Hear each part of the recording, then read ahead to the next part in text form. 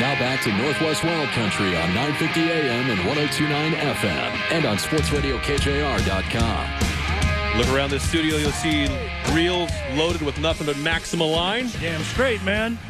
Every one of these reels you see right here has 10-pound Maxima Ultra Green on it, and that's gonna be the demise of several thousand sockeye. Take a run over to Sportco and Pfeiffer Outdoor Emporium in Seattle for a gigantic selection of every pound test Maxima you could possibly need for mainline, for leader. Right. Leader material. Anything you need. All my ruckuses and rasticles are tied with 25-pound Maxima Ultra Green. Ultra Green, of course, is the favorite, but there are also others. Chameleon, Red, bunches upon bunches of line. It's all high-quality stuff. Try the Crystal Ivory. You'll love it. Yep. Yep. Maxima line at Sportco and Pfeiffer Outdoor Emporium in Seattle. Of course, the best pricing, locally owned and operated. Lonnie Schmidt and the boys down at Sportco. Mike Coombs and the boys at Outdoor Emporium. And of course, girls. Thanks to Boys and girls. Of Yeah. course. Thank you, Mr. Clark. Yeah. Thank you for that politically correct reminder that fishing is not just a men's sport. Sportco.com is the place to go. Steelhead Alley is also the place to go. Okay. Let's go there. Surfing around the Potsky Facebook page earlier in the week, and I saw a picture of eggs that looked like little pieces of art. So good. It looked like gummy eggs. Made me want to pop them like Tic Tacs. That really looked so good. You go right ahead. Hey, get into that, right? Yeah, Be my guest. Good for you. So Pretty salty. a little bit, right? Low clear water is something that we deal with throughout the summertime. Sure thing. As you pointed out, there are already some places where it's getting pretty bony, getting pretty clear. Yeah, if you bring in your winter steelhead tackle, you bring in your number 8 Rocket Red Corky down there and a big chunk of chartreuse yarn, guess what? Casting practice.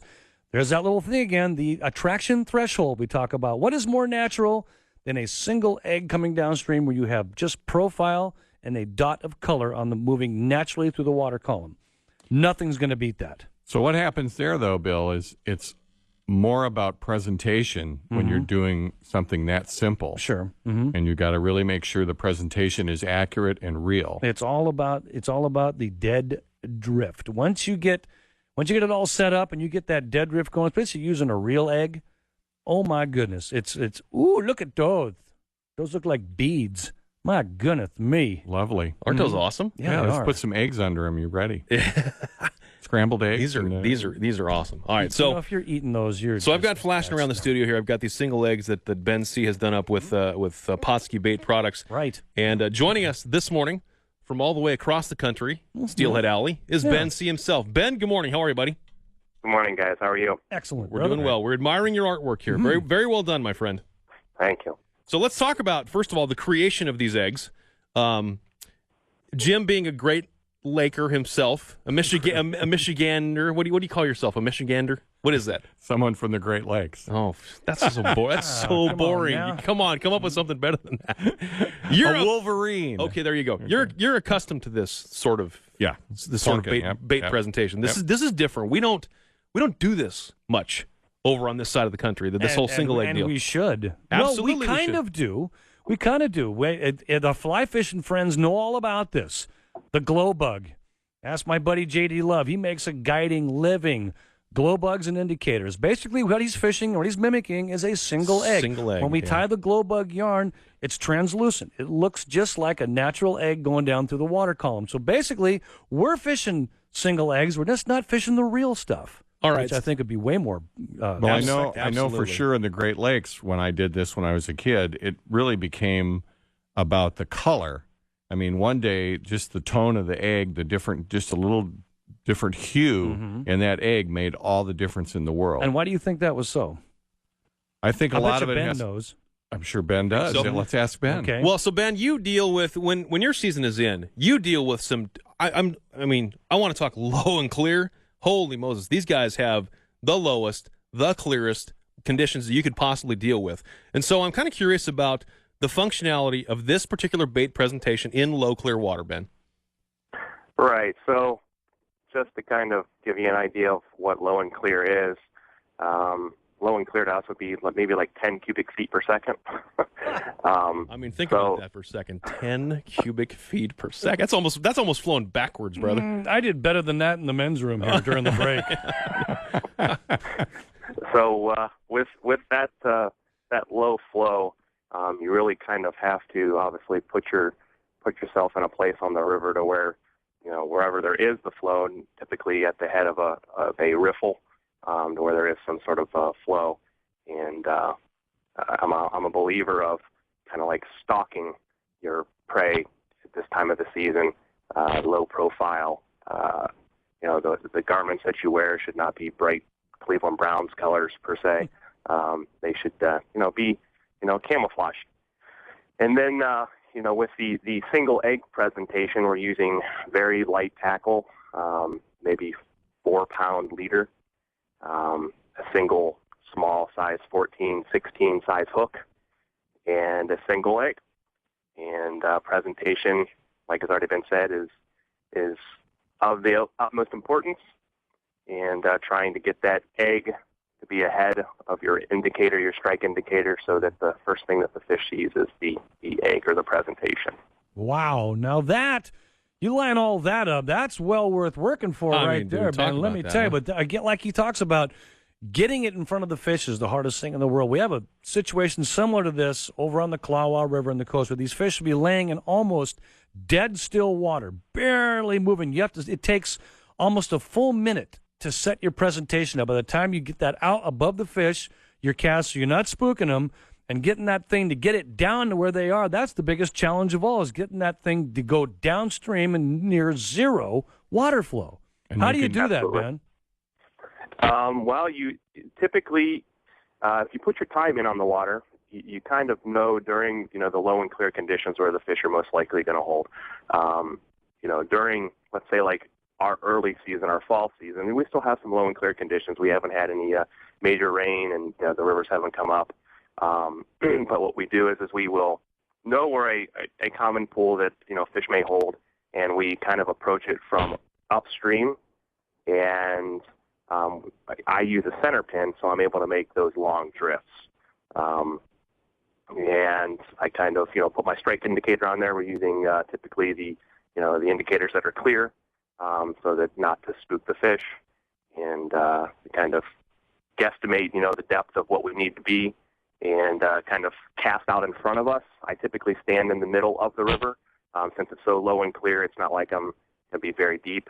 I kind of stand out towards the middle, and I look downstream, and I put my presentation out there, and kind of palm my reel and bat my reel as the current is slowly going down, and kind of feed that egg right into that fish's mouth. Well, Ben's doing a technique that commonly it's called trotting, what means your lure or your egg in this situation is slightly below the presentation of your float, so it's not right above it, not right angled like normal. You want them to see the egg first. Even though you have a clear float, something that's barely noticeable, in that kind of water, you want nothing over their heads. Nothing.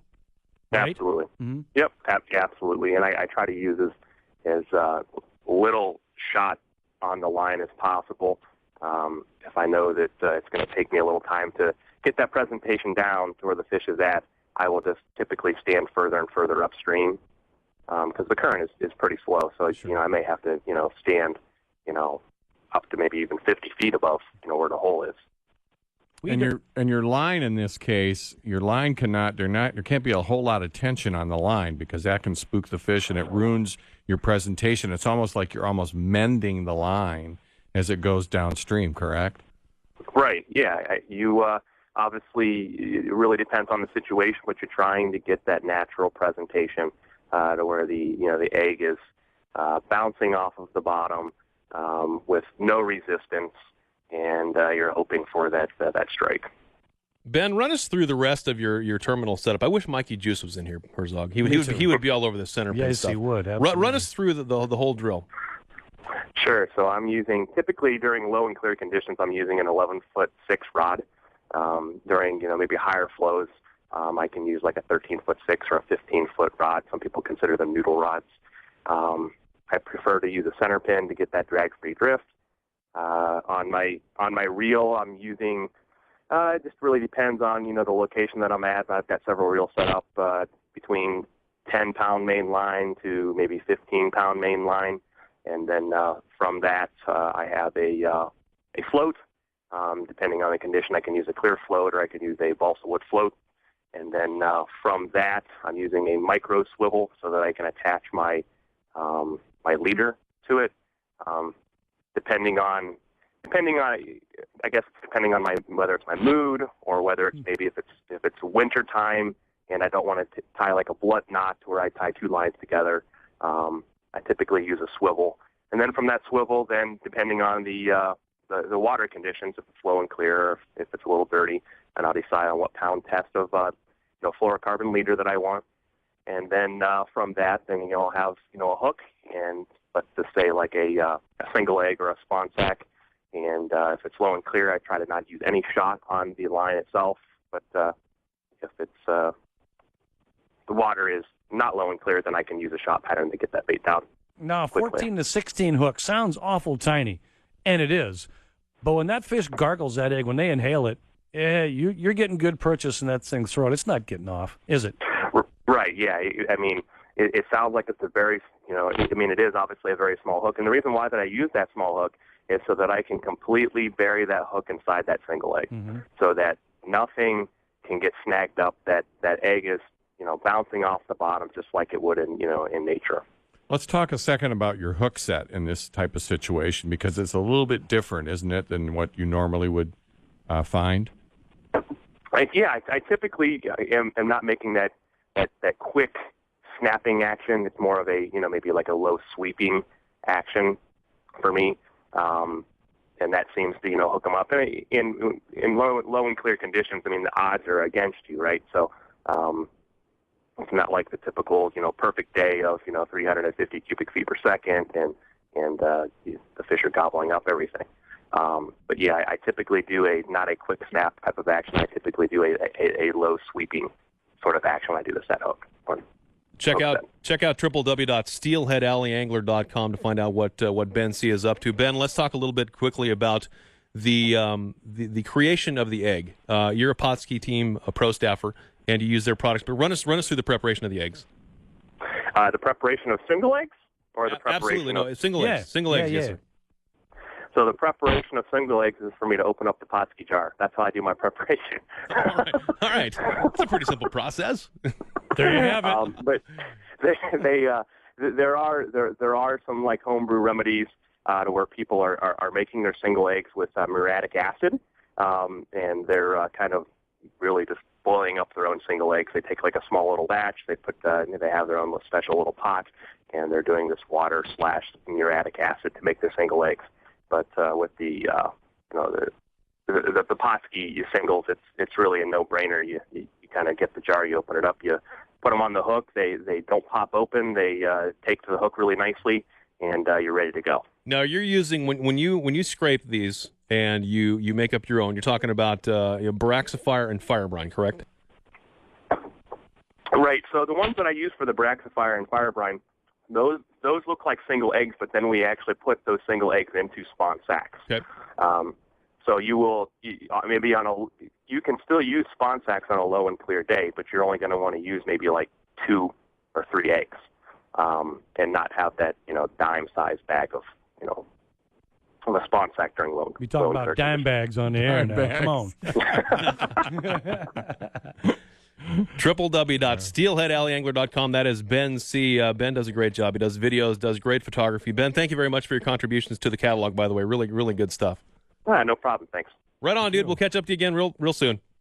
All right, buddy. Thanks. All right, Have a good day. See you, Ben. Right on. And his new slogan is "Hooked on fishing, not on eggs." That's right. So, not bad. That's good stuff. Yeah, it is. Really cool. Yeah. Well, it's something that we can definitely, steelhead or steelhead, right? Yep. Absolutely. Even though we have real steelhead here. Lake Run rainbows back there. Oh, good. I've already kicked him off the other line. Yeah, I know. So he doesn't get to hear it. The truth hurts, brother. But anyway, there's something that once September rolls around, we start getting conditions like Ben's talking about. Real super low and clear stuff, and guys will go out there with their jigs. And by the way, a jig, even an 1/8 ounce jig, that is a huge quote-unquote piece of bait, lure, whatever. When that water gets so low and clear, suddenly something that now seems pretty stout, or rather pretty heighty, it doesn't, not now, not then. Not so stealthy. No, not so stealthy. Not so stealthy. I think the theme for the day has really been about presentation and the size of what you're presenting. And it's you know, you look here, you see a lot of smaller stuff. Well, the beautiful part about right now is that we can still use spoons, spinners, and big flies and swing for them, and that's we were talking about that on the break. You betcha. Nothing like we got lots of water. Vibrex. You know, we got lots of water, man. Lots of water. Yeah.